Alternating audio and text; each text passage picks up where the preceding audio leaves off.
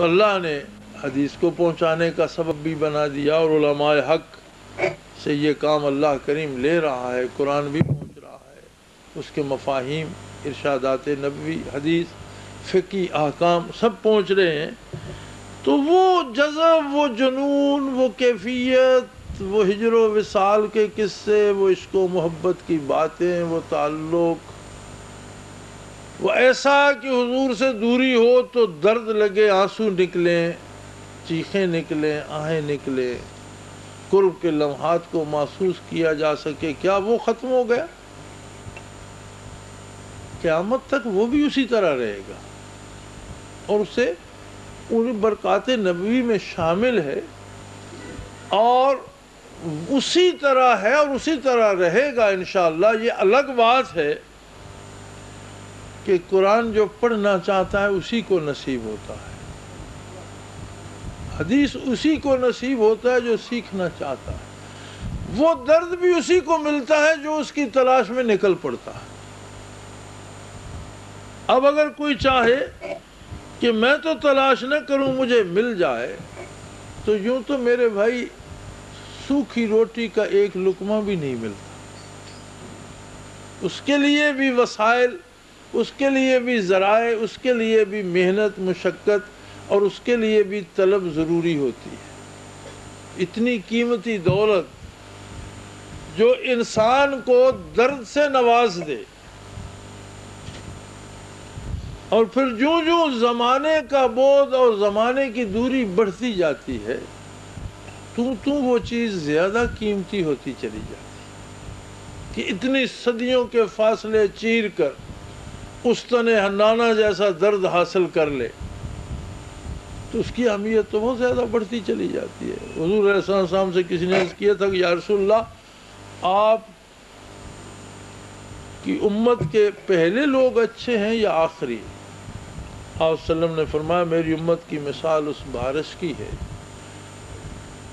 جو خشک سالی میں برستی ہے اور جل تھل کر دیتی ہے، اور کوئی سمجھ نہیں آتی کہ اس کے پہلے زور زیادہ تھا یا آخر میں زیادہ۔ یعنی ہر عہد میں ایسے ایسے لوگ ہوں گے جنہیں دیکھ کر یہ خیال ہوگا کہ یہی انسان بہت قیمتی ہے، پھر کوئی اور پیدا ہو جائے گا۔ یعنی وہ جذب، وہ جنون، وہ محبتیں، وہ سلسلے اسی طرح چلتے رہیں گے، اور اس کا طریقہ و سلیقہ بھی قرآن حکیم نے اللہ کے نام کو قرار دیا۔ جن لوگوں کو یہ نعمت براہ راست نگاہ مستوی سے نصیب ہو گئی،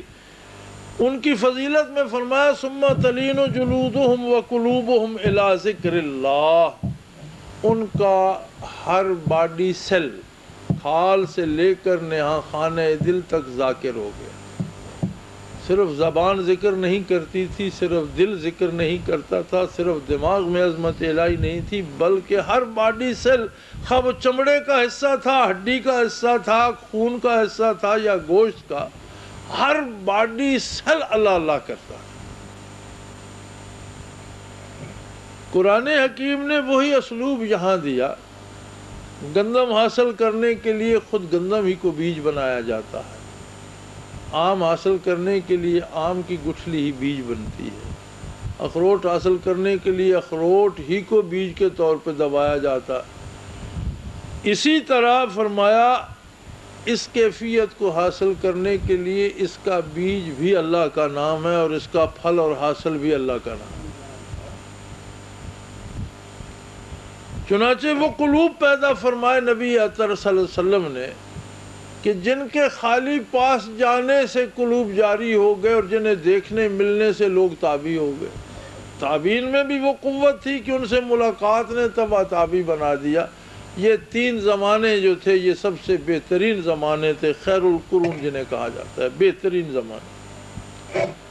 اس کے بعد جس طرح شعبہ بن گیا قرآن کی تعلیم کا، شعبہ بن گیا حدیث کی تعلیم کا، فقہ کی تعلیم کا،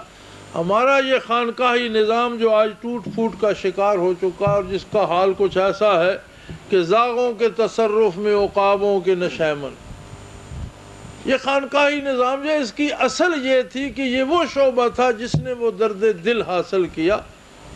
اور اسے آگے بانٹا۔ ہماری بدقسمتی ہے کہ ہم نے ایک وہ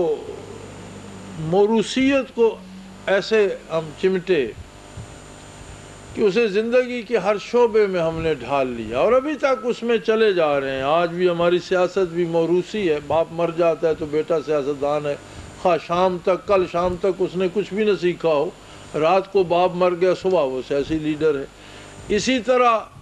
کاروبار میں، اسی طرح زندگی کے دوسرے شعبوں میں ہم اہلیت و استعداد چھوڑ کر موروثیت کے اسیر ہو گئے۔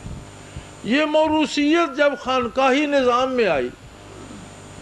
تو جہاں سے کوئی صاحب دل اٹھا وہاں کسی نائل کو بٹھا دیا گیا کہ یہ اس کا بیٹا ہے۔ اس موروثیت نے وہ خرابیاں پیدا کی کہ جب اس کے پاس کوئی حقیقت نہیں تھی تو اس نے کچھ رسومات ایجاد کر دی۔ وہ جو اعتراض آتا ہے خانقاہی نظام پر، اس کی بنیاد یہ ہماری رسم بنی موروثیت کی۔